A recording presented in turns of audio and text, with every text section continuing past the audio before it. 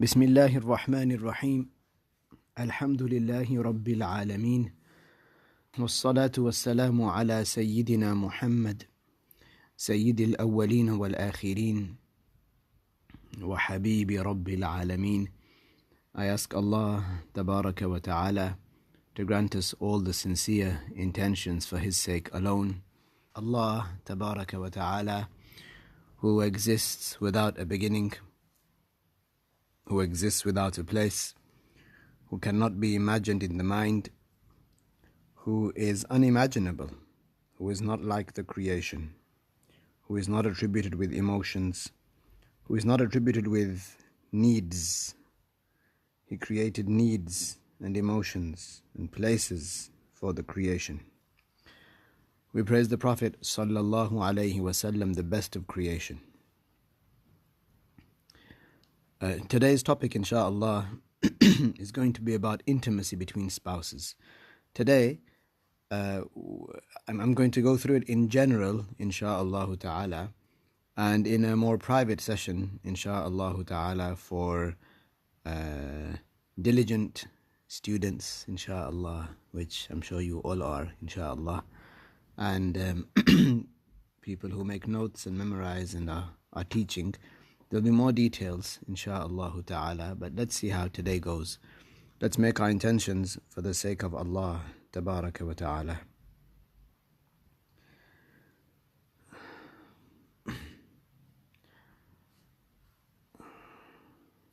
The Messenger of Allah, sallallahu alayhi wasallam, said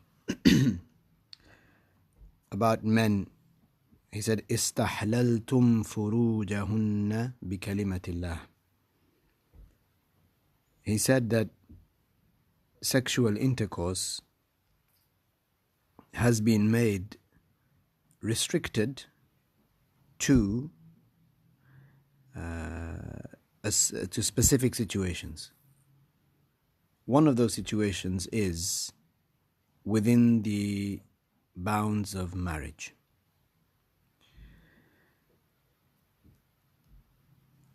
So if a person wants to engage in sexual intercourse, if they want to relieve themselves, relieve their spouse,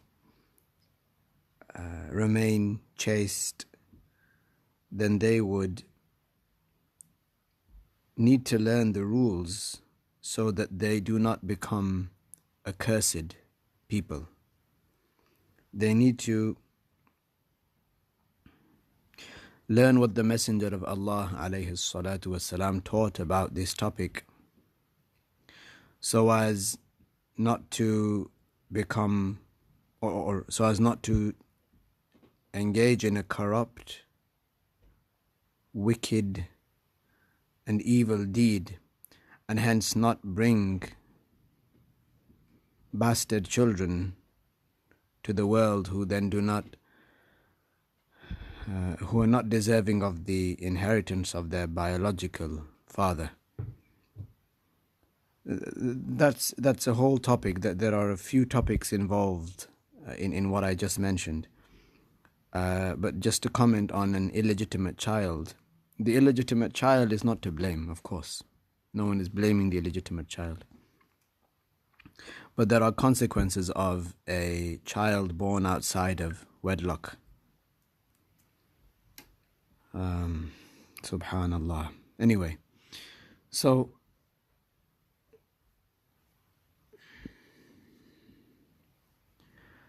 this topic, I'll say from the very beginning, you're free to ask questions, of course, and as students of knowledge, there are questions sometimes that need to be asked. Not because this is one's own personal situation, but because somebody knows somebody who has a certain problem or predicament, or they're in a situation, and so on. And to enhance our own knowledge about these topics that we might not know as much about as we do other topics. So we of course do that in a sensible way, mashallah. when it comes to sessions like these, sessions of religious knowledge, that are, let's say, conducted more in a way that religious knowledge of the past used to be conducted in, you would find that people wouldn't be caught laughing when the religious knowledge is given. They wouldn't be caught joking, and so on and so forth. In the gatherings in which the Prophet ﷺ's hadiths are mentioned, and so on. Okay. We'll just go straight into it then, insha'Allah ta'ala. What is it that the spouses can do? So if two people are married, a man and a woman, what is it that we would consider that they can do in terms of intimacy, specifically sexual intercourse?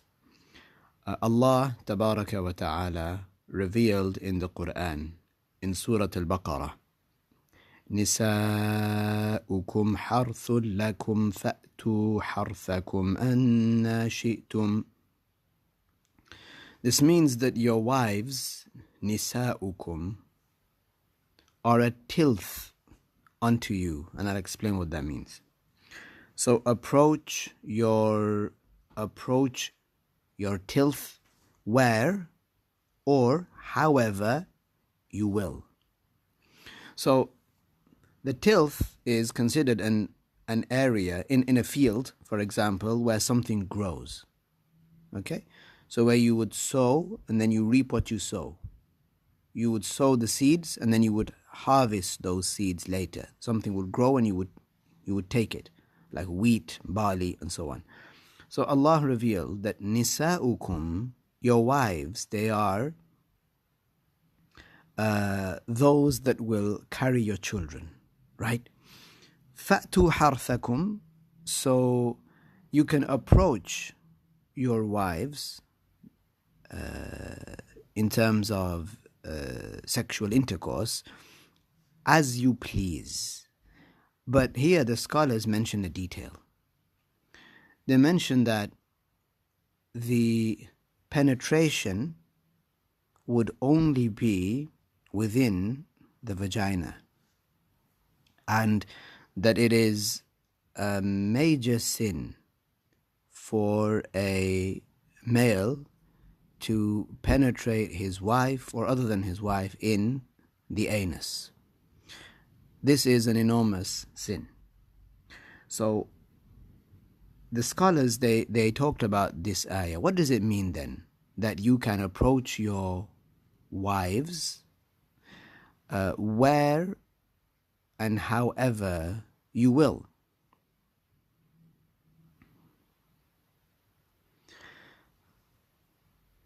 They said that Allah tabaraka wa ta'ala revealed, فَإِذَا تَطَهَّرْنَ فَأْتُوهُنَّ مِنْ حَيْثُ أَمَرَكُمُ اللَّهُ. That if women are in their period of purity, so not menstruating, because when women are menstruating, for a husband to have intercourse with his wife when she's menstruating, this is sinful, because this harms her. It harms her. So the ayah says that when a woman is considered to be religiously, ritually pure, فَأْتُوهُنَّ مِنْ حَيْثُ أَمَرَكُمُ اللَّهُ, then approach your wife in a way that Allah ordered, made permissible. And Allah tabaraka wa ta'ala made it permissible for the husband to approach his wife, meaning to penetrate his wife in the vagina. And as for the anus, this is a place where najasa comes out of, where feces comes out of, and so on. So this was made impermissible.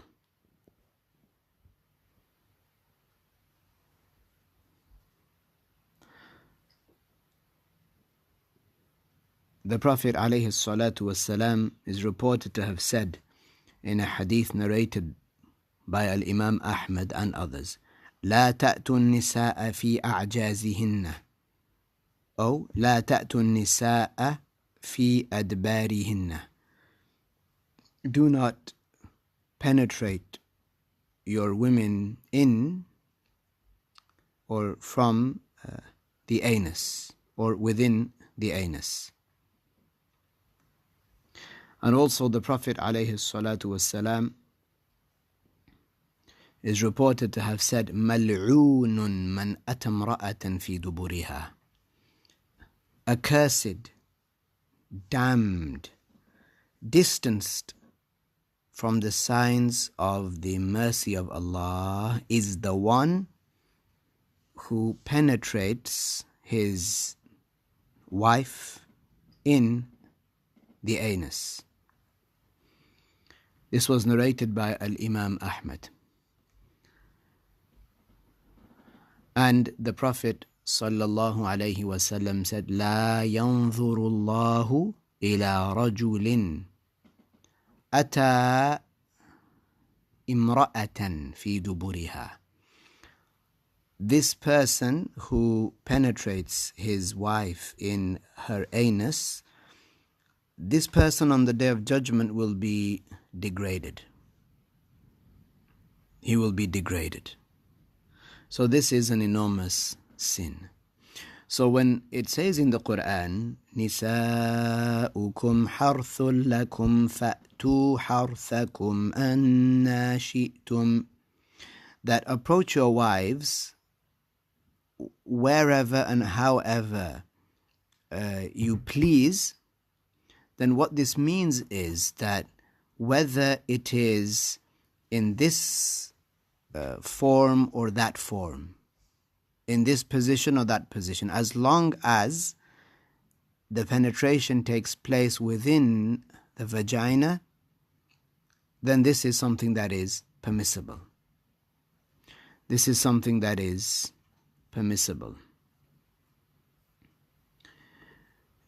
It is mentioned that the Jews, they once said to one of the Muslims in the time of the Prophet sallallahu alaihi wasallam, they said that من أتى امرأة وهي مدبرة جاء الولد أحول. They said that whoever, this is what the Jews said, and this is not true. They said to some of the Muslims at the time of the Prophet ﷺ, whoever penetrates his wife in the vagina, but from behind, so not in the anus, but in the vagina, but from behind, they said that the child would be born cross-eyed. So at this, it was revealed to the Prophet sallallahu alaihi wasallam, نِسَاؤُكُمْ حَرْثٌ لَكُمْ فَأْتُوا حَرْثَكُمْ أَنَّا شِئْتُمْ.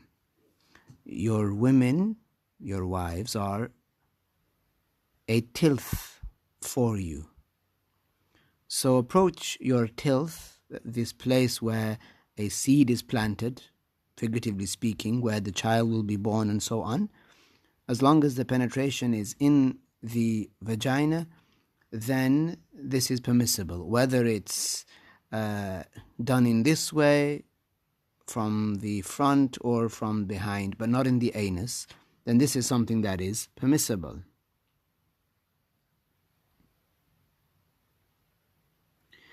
It's narrated that the Prophet ﷺ said about this ayah, مُقْبِلَةً وَمُدْبِرَةً, that if the, like I described just now, whether it is from the front or from behind, إِذَا كَانَ ذَلِكَ فِي الْفَرْجِ, as long as that is in the vagina, then this is something that is permissible.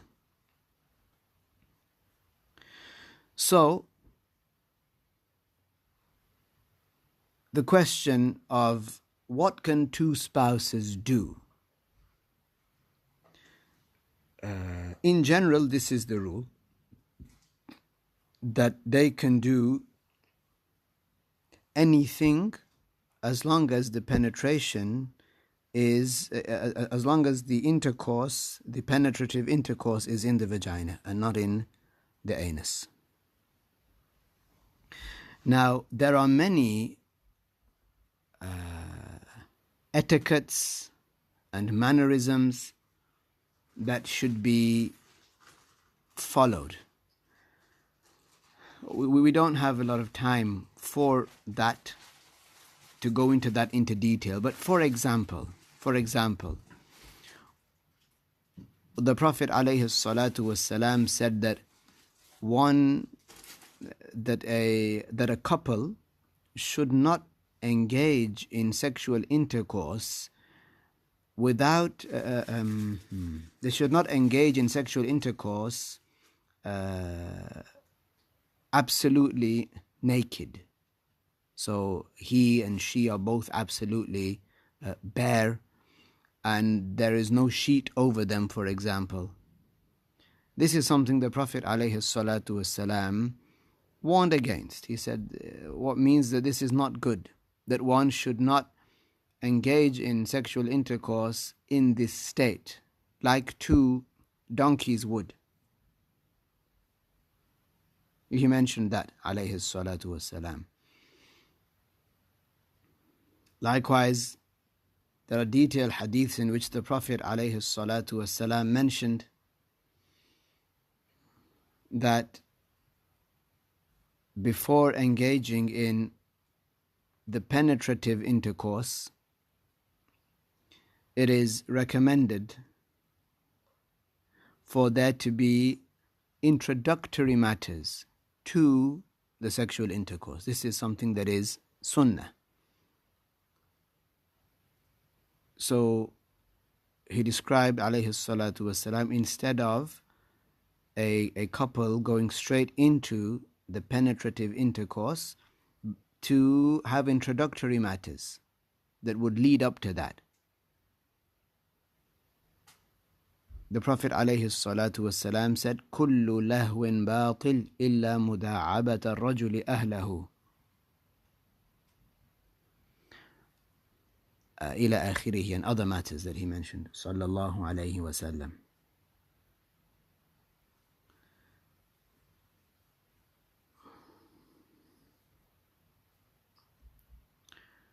So these are some of the recommended matters.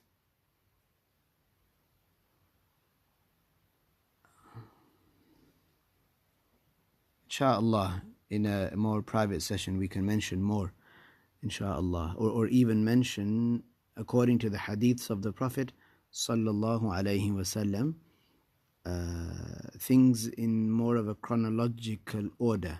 What dua is recited, for example. The Prophet sallallahu alayhi wasallam mentioned that if the male, if he reaches a climax, if he orgasms before his spouse, then he should support his spouse. One of our teachers mentioned this detail and said that, giving an example, he said it shouldn't be the case that once the man finishes, then he doesn't wait for his spouse. No, that shouldn't be like that. This is mentioned in a hadith of the Prophet sallallahu alaihi wasallam. So both spouses, they would take care of the issue of their partner.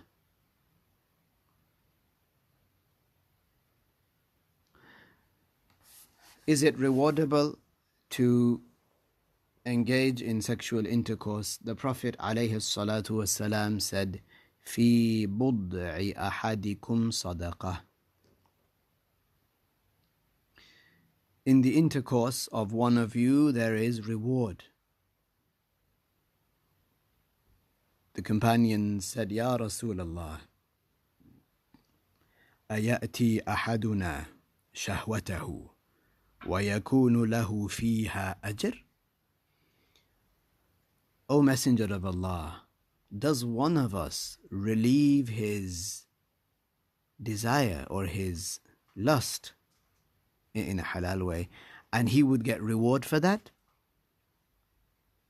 So the Prophet ﷺ, rather than just saying yes, he made them understand why. He said, أَرَأَيْتُمْ لَوْ وَضَعَهَا فِي حَرَامٍ أَكَانَ عَلَيْهِ وِزْرٌ? Don't you see that if he had engaged in sexual intercourse in a haram way, fornicated for example, wouldn't he be sinful for that? فَكَذَلِكَ إِذَا وَضَعَهَا فِي الْحَلَالِ كَانَ لَهُ أَجْرٌ. And like that, he'd be sinful in that situation. But like this, if he put it in its right place, if he engaged in sexual intercourse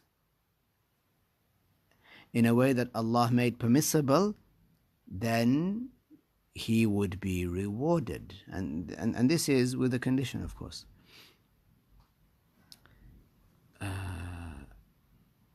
This is if he has a good intention for the sake of Allah Tabaraka wa Ta'ala. If he has a good intention, like for example, if the man wants to please his wife, or he wants to preserve his chastity by engaging in intercourse with his wife, or he engages in intercourse with his wife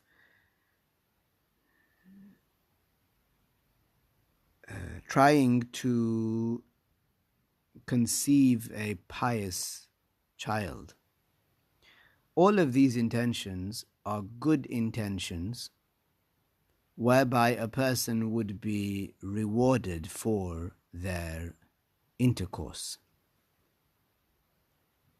And the same for the wife. If she wants to relieve her husband, she wants to please her husband, if she has this intention for the sake of Allah, because this is something that is good, something that the Prophet ﷺ taught is good.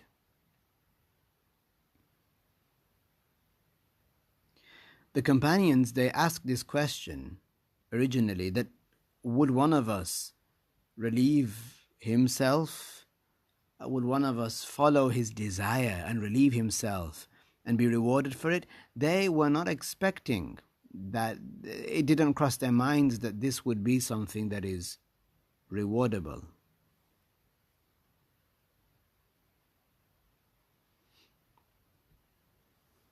So the Prophet explained to them, sallallahu alayhi wasallam. Okay, so to recap,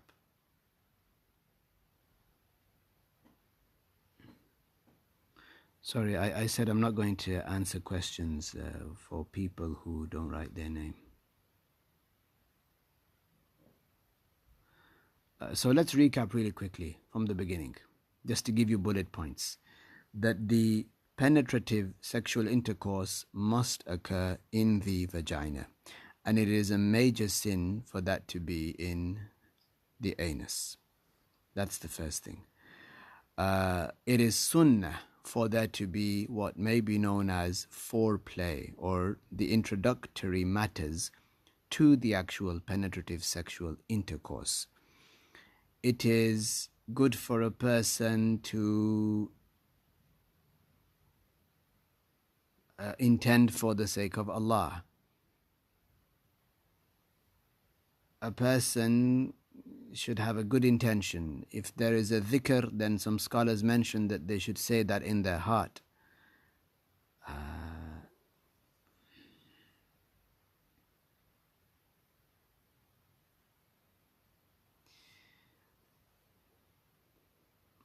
And it is therefore rewardable if a person has a good intention. How often should a married couple engage in sexual intercourse? Right. So, a man is not obligated to have intercourse with his wife. So that's your first point.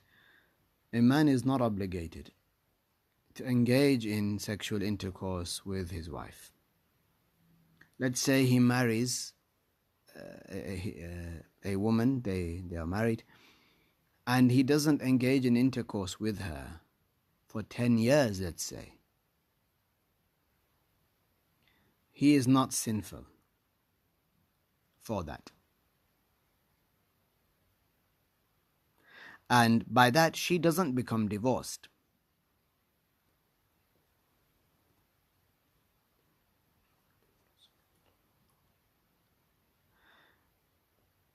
So, however, it is recommended, it is sunnah, it is recommended that a married man does not leave his wife 4 nights. The number 4. He does not leave his wife for 4 nights without having intercourse with her.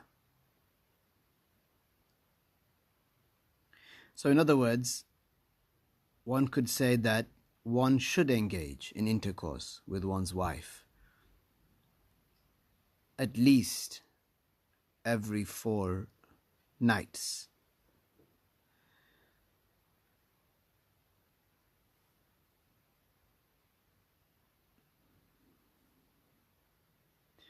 And this is with a good intention.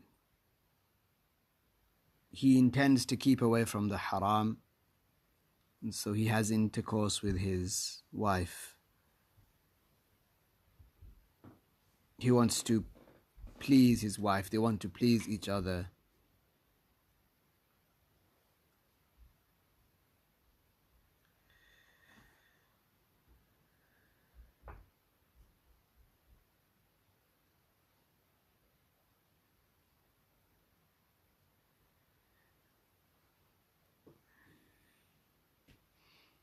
If one's intention changes, no, that wouldn't be considered riya.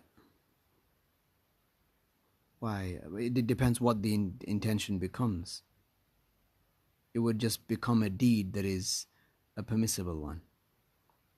So that's good that you said that. Actually reminded me that sexual intercourse with one's spouse is a deed that is permissible.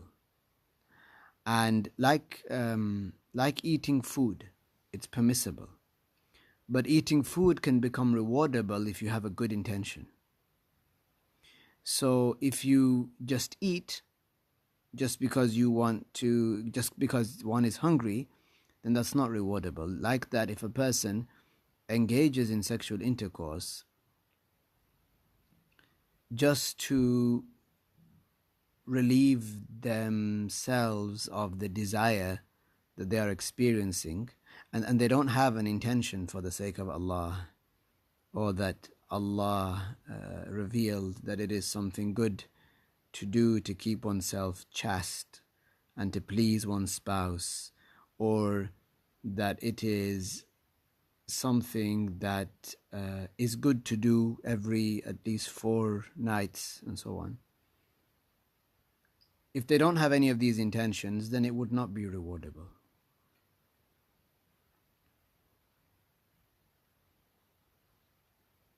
And it depends what the intention changes to. Yeah, there is a situation that a person could conjure up in their mind where one would say, well, now it seems like they're doing it to show off, or they're doing it for other than the sake of Allah, or they've made out that they're doing it for the sake of Allah, but they're actually doing it for a different reason. Yeah, it depends.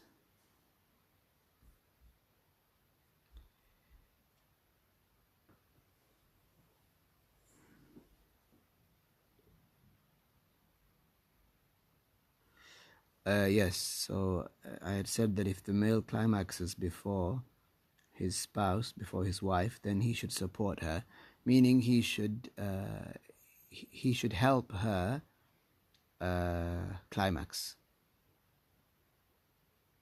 That's what it means.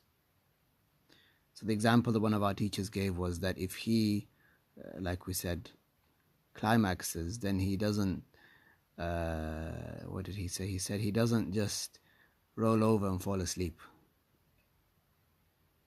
for example.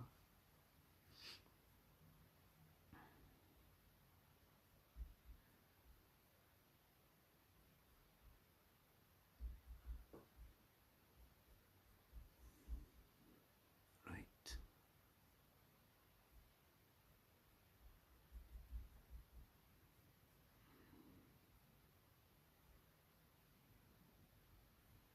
Huh.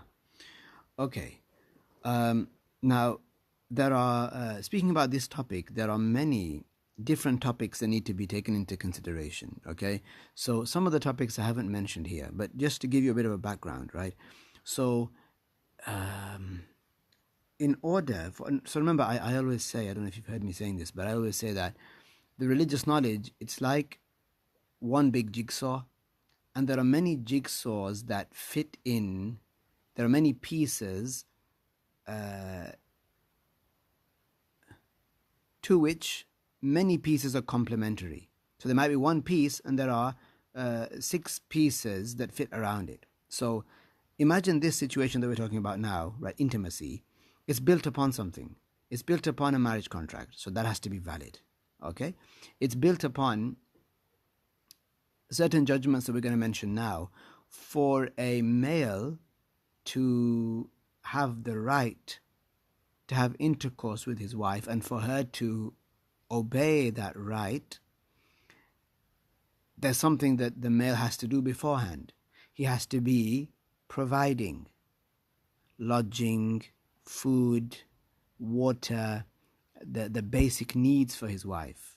If he's fulfilling those, and that's a different topic altogether, if he's fulfilling those on this foundation, on this base, now I'm building what I'm saying now. Okay? Which is that if he's doing all of that, the husband has the right to enjoy his wife's body. He has the right to enjoy his wife's body because he's providing everything for her. Lodging, food, water, that's on him. That's on him. Even if she works, that's on him.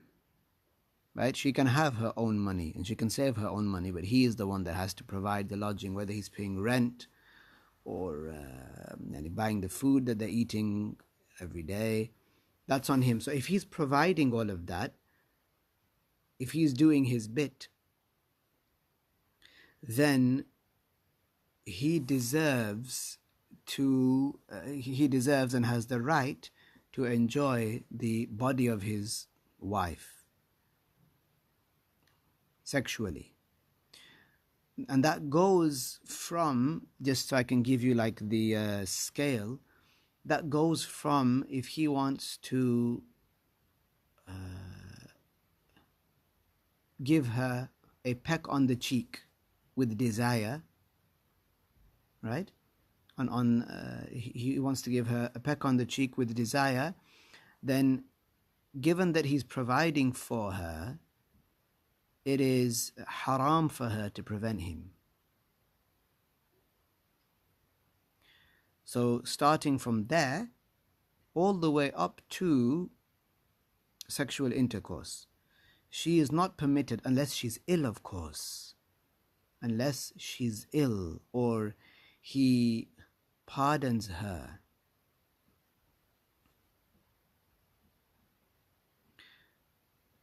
And for example, if she's very ill and he wants to engage in intercourse, she's not obligated to obey him. She's ill. Unlike this other scenario. So it makes sense, subhanallah. The rules of the religion, they are here to help. both the husband and the wife. Also now, remember the jigsaw piece, right? So let's look at another side of it. Let's look at another piece that fits into it, that complements it. If she refuses to allow him to engage in sexual intercourse with her because I don't know, because she's watched a lot of TV and she's seen how some non-Muslim women behave, وَالْعِيَاذُ بِاللَّهِ, and she hasn't learned the religious knowledge, or she has, for example, and she prevents him from sexual intercourse with her, she would be what is known in the religion as nashiza. Nashiza means that she commits a major sin and she wouldn't get any reward for her prayer, and she is damned. Yani the angels make dua against her because she prevented her husband, who is providing for her, who's doing all his bit. She's not reciprocating that. When she is not menstruating and she is not ill and so on and so forth, she's preventing him from enjoying her body. This sexual release, or the sexual tension that is within him, she's not facilitating that, as is his right to enjoy his wife's body. She's preventing him from that while she's enjoying all of the luxuries that he's providing her. Now, if he wasn't providing all those things, and this is a very detailed topic, remember, I'm going through it very generally. If he wasn't providing those things for her, then she could prevent. But one needs to learn about these issues. That's because he would be being unfair to her, right? But let's go according to this scenario of where he's providing everything for her. Usually, nowadays, living in the West, the male, he provides everything and more. Everything and more for his wife. So there are questions that come up. If a person wants to go down into the meticulous details, does he have to buy a pillow for her? Does he have to buy a quilt for her? Does he have to buy a duvet? Does he have to buy a toothbrush for her? Does he have to pay for medicine for her? Does he have to pay for 3 pairs of shoes for her, and so on? The answer to a lot of these types of questions is no. But he goes above and beyond, and he does out of the goodness of his heart, it is hoped, of course, for the sake of Allah. Anyway, these are issues that are the foundational issues that I'm not going into today. Based upon that, if he's providing everything for his wife, and then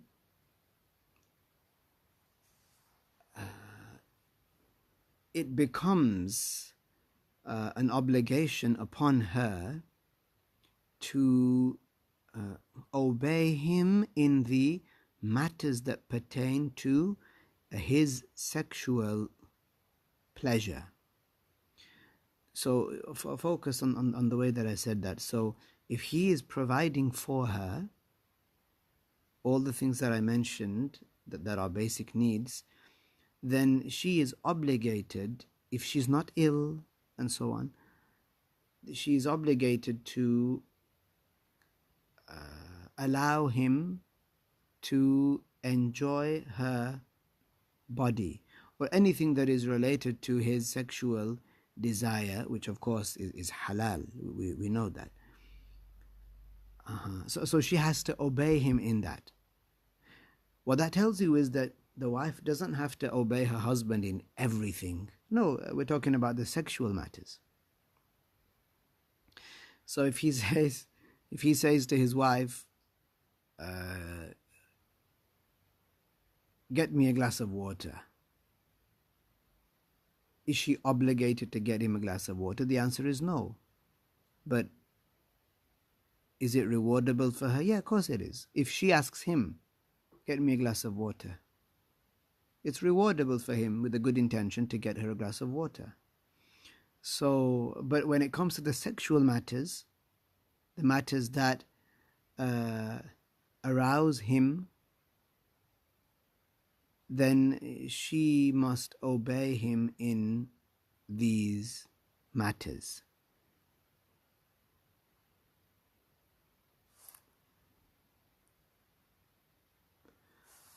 For example, if one of our sheikhs said, if he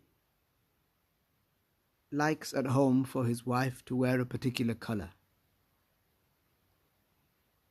okay, not just that he likes it, but this is something that is sexually arousing for him. He enjoys that.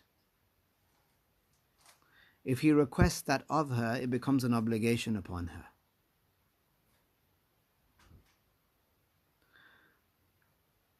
Like that, the opposite. So if there's something that that agitates the husband, that puts him off enjoying his wife's body. So again, see, it's revolving around being sexually aroused. If this agitates him, prevents him from enjoying her body, if there's something like that, then she is not permitted to do that.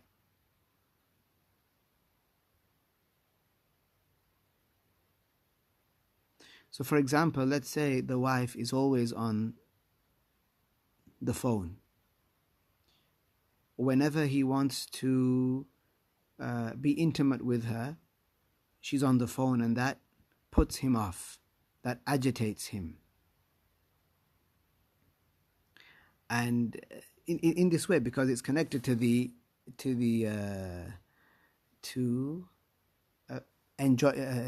is connected to sexual enjoyment and sexual pleasure, this puts him off. It becomes haram upon her to put him off in this way. If he hates for her to smoke cigarettes or other things like what is known as shisha, if he's agitated by that smell, meaning that it puts him off sexually, it puts him off, it prevents him from enjoying her body, it becomes haram upon her to do that.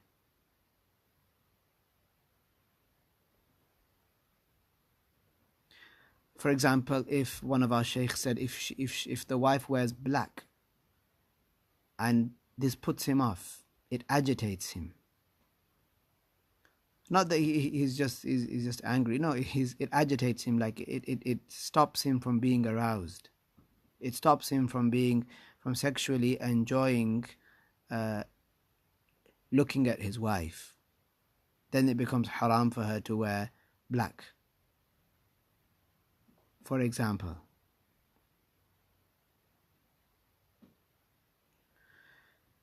when some of the female companions of the Prophet sallallahu alaihi wasallam learned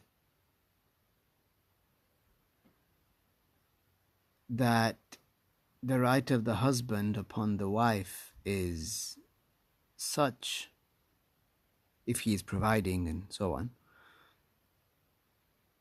some of these women refrained from getting married because they feared that they might not be able to fulfill the right of the husband.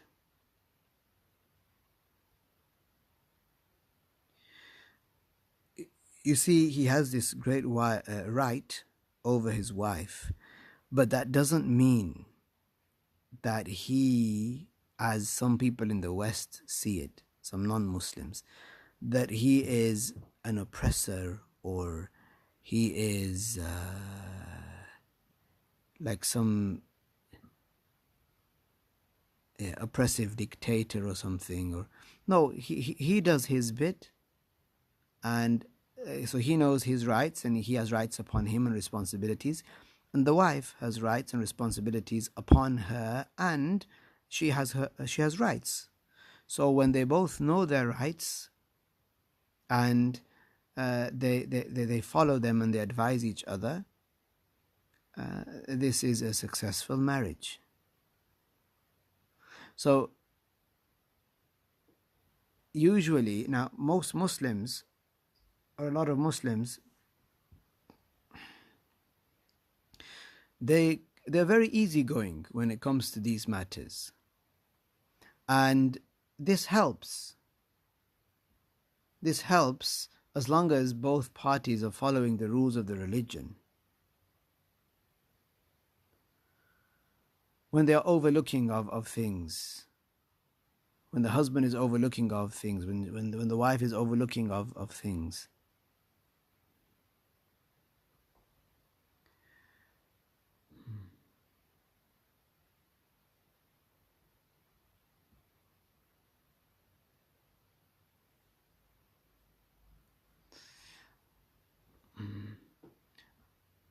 as for the other way around, so we spoke about if the husband says to his wife that he wants to engage in sexual intercourse with his wife, then as long as she is not ill, as long as she is not menstruating, then she is obligated to obey, and she would do that for the sake of Allah, and she would get reward.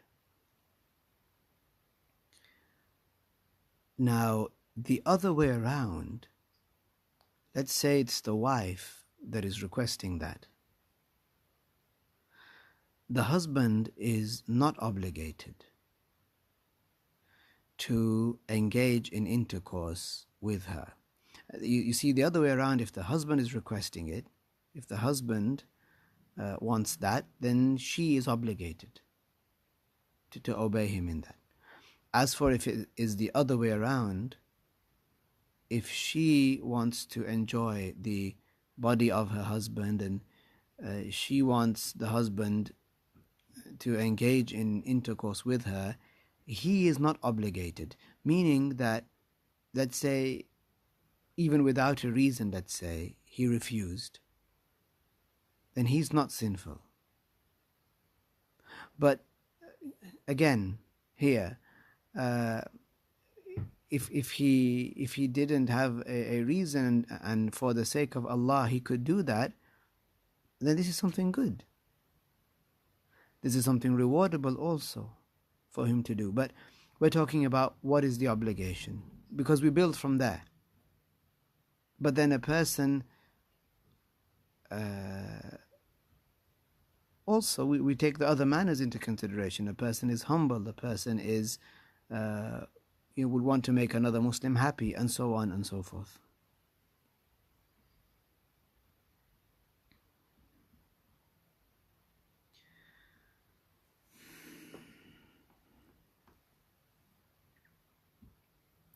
If a husband wants for his wife to decorate herself, to wear something specific that she doesn't have, or to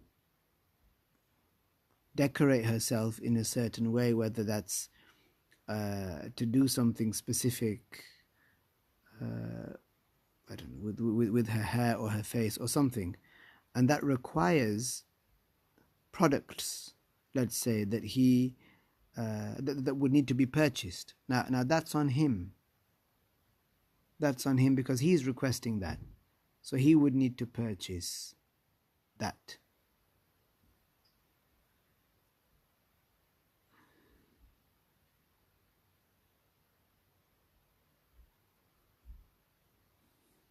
Okay, let's see.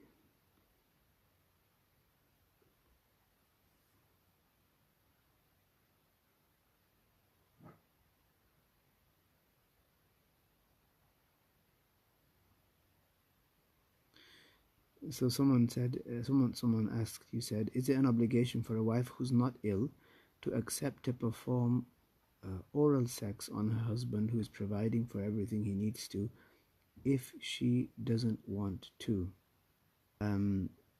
Our teachers said that this is not the way of the pious people. But he should also be told that this is not the way of the pious people. But this is not the way of the pious people. Then also there are other matters that come into play.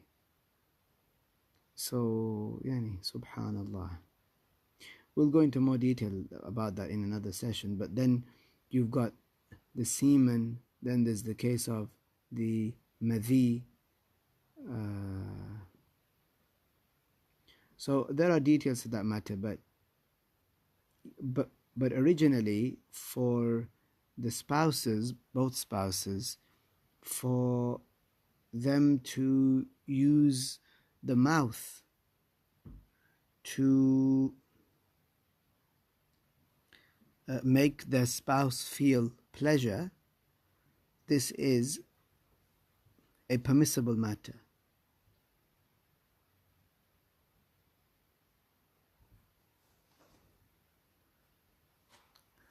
It depends how tired. You said, is her being tired a valid excuse?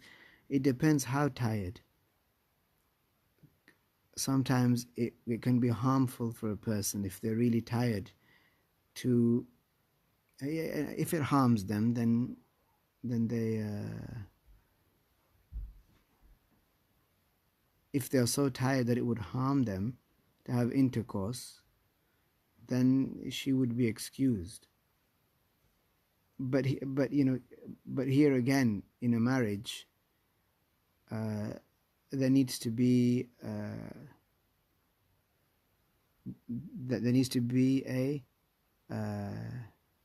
a give and a receive, or there needs to be a give and go. So there needs to be cooperation. The husband should be humble and the wife should be humble.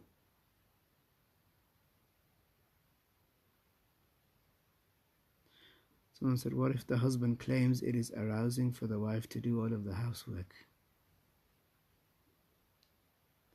He needs to... You mean it's arousing? Someone, let's say, claims that it's arousing. He's aroused by the wife to do all the housework while he's not there. That, I would put question marks over that. That doesn't... That doesn't, my brain is still trying to calibrate that. Okay. Or to obey his every request. He's aroused by her obeying his every request. Again, I don't see how that makes sense. It doesn't make sense to me, subhanallah. I'm not trying to avoid answering the question. It's just... To answer the question, it needs to be a matter that can be يتخيل. It's something that can be comprehended, let's say. But I mean, on a serious note, I think that person needs to humble themselves. I mean, how? Okay, or putting, he said, or off-putting if she doesn't obey him in everything. Is there an obligation to obey him in everything? Realistically, I don't think that can be true. That he mashallah, that he enjoys he's aroused by everything. I don't think that's realistic. You mentioned some mannerisms regarding this matter. I didn't understand number 2. Sorry, I don't know what you're referring to. Number 2.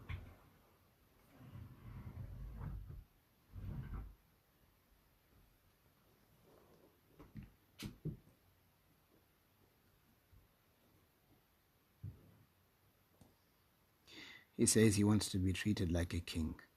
So an obedient wife is a turn on. He needs to ask a mufti about that. there's a case, I'll give you an example of something. There's a case where the scholars mention about someone being forced to have sexual intercourse with someone. I'll share this with you just because we're on this topic. So the scholars talk about what does a person do, or what is the judgment, or what are the implications of a person if he is forced to have sexual intercourse with a woman. Some scholars said, هذا لا يتصور. How can a man be forced, be coerced? How can he unjustly be forced to have intercourse with somebody? Because in that situation, how would a man be aroused if he's being forced and coerced and he doesn't want it to happen? And how? So I always remember that case when I don't understand a question, or I'm not able to imagine how a certain scenario would play out. I would like to know the answer in detail, but I can't comment on that. Subhanallah.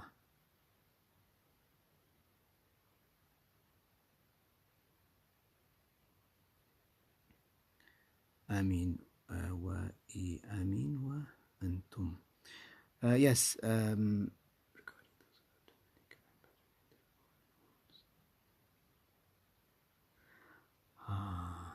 So if there are two people who have performed the nikah, let's say that the male, the groom, he lives in his own house, and the female, she lives in her father's house.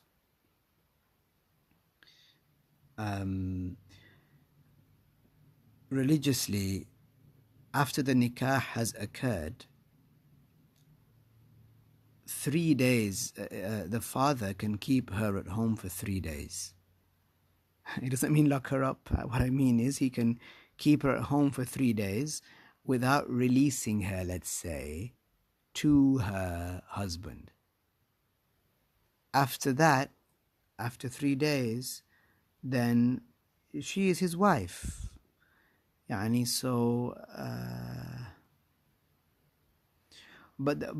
there's an issue there that I need to review about if the father is harmed, if the groom has intercourse with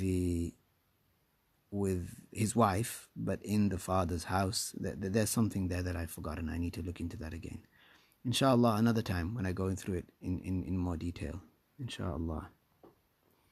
Is it an obligation to have intercourse on the first night after marriage? No, the answer is no. It's not an obligation. It's not an obligation to have intercourse at all. It is not an obligation, but usually this is the case. Usually this is what is done for the virgin, al-bikr. The male, the husband would spend 7 nights with her. It doesn't have to mean that he engages in intercourse with her every single night, but it is good to do that on the first night. It is something good. Subhanallah. So because we're talking about these things in a non-structured way, it is good to pray 2 rak'ahs. It is good to sit, to be comfortable with one's spouse. It is good to make one's spouse, and I mean here one's wife, comfortable, because if she's a virgin especially, then it's all new, and there are certain etiquettes. That's why we mentioned that the introductory matters, the foreplay, if you want to call it, is something that's beneficial, not just on the first night or the first time, but every time. MashaAllah. Drinking a bit of milk also, this is something that's good. The Prophet, he gave it to Lady Aisha radiyallahu anha. MashaAllah. He said, is it permissible to use contraception for both male and female? It is not haram. It is not haram to use to use contraception for a male, a condom, let's say, but it must be one that is not studded. So I've been told that there are certain types of contraception that a male would wear on his organ that are studded, meaning that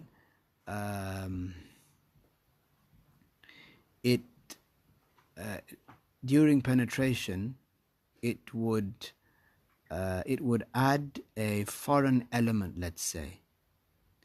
This is not permissible. It's like masturbating with one's own hand.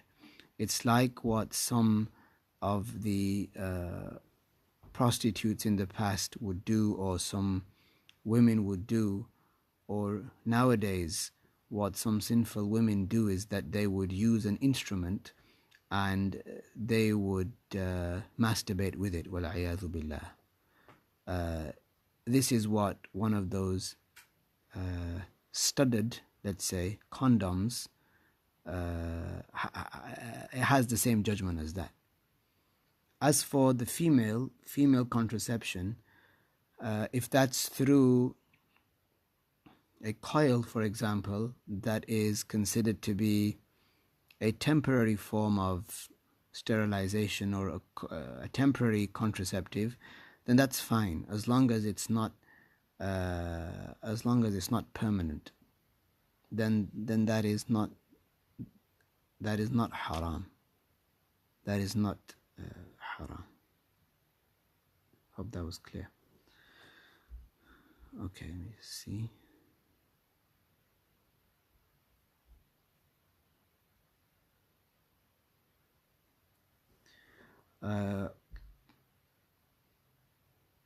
Is oral disliked?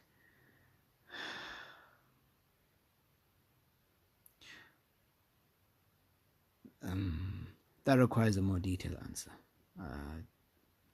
Not in this session. Can you use toys on each other? It depends what is meant by that. If it's like what was described earlier, like for example, some sinful females may do, they might use an instrument that they insert into their private part. This is haram, of course.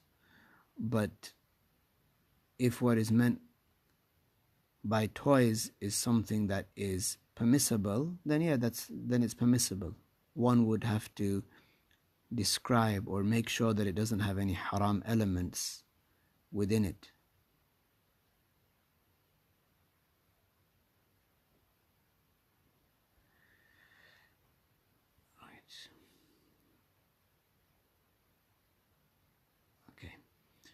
Let's stop here today, insha'Allah ta'ala.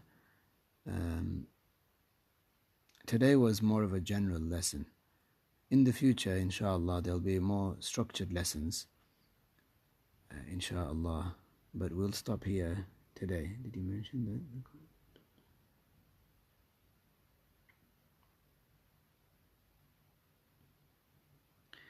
Yeah, that's a good point that you mentioned there. It is good if the coil is inserted in a way that it would not uncover any of the awrah. This, when I asked about it in this way, and I was told that yes, if it doesn't uncover any of the awrah, then it is permissible. But you're saying here that there will always be... No, did you say? Okay, so you're saying that it would... I feel you're saying it would always uncover the awrah. In that case, it would not be permissible. So if there was a way... Barakallahu feek. If there was a way that the coil could be applied... Because look, firstly, it's not a dire necessity. It's not something that if she doesn't do it, she will die. If she doesn't apply it or insert it, then she will die, or she will be harmed severely. That's not what we're talking about here. We're talking about something that is being done that is, it's not an emergency. So here the rules apply of she can't uncover her awrah unnecessarily. So if it's not a dire state and she uncovers her awrah unnecessarily, then it's not permissible for her to do that.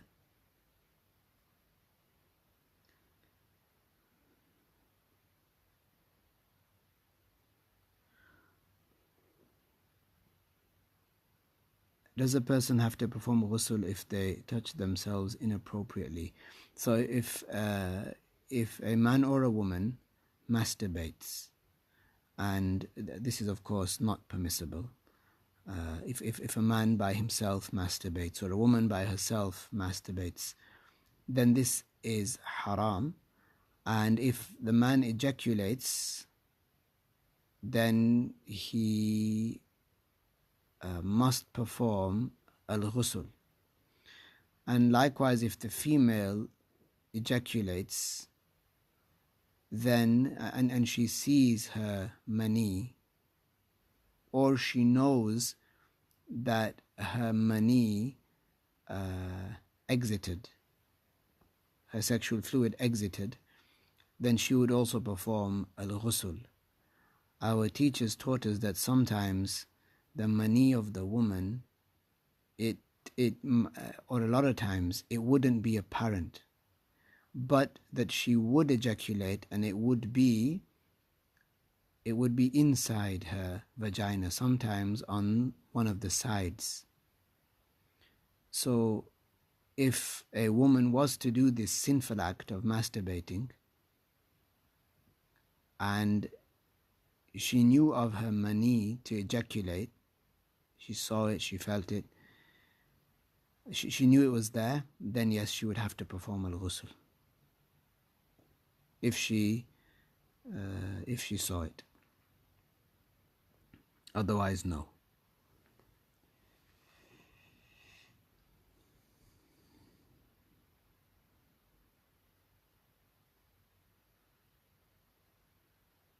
Okay. Right, if there's nothing else, then we'll start saying La ilaha illallah and as-salah ala nabi. La ilaha illallah, la ilaha illallah, la ilaha illallah. Allahumma salli ala sayyidina Muhammad wa ala alihi wa sahbihi wa sallim. Allahumma salli ala sayyidina Muhammad wa ala alihi wa sahbihi wa sallim. Allahumma salli ala sayyidina Muhammad wa ala alihi wa sahbihi wa sallim. Rabbi ighfir lil mu'minina wal mu'minat. Rabbi ighfir lil mu'minina wal mu'minat. Rabbi ighfir lil mu'minina wal mu'minat.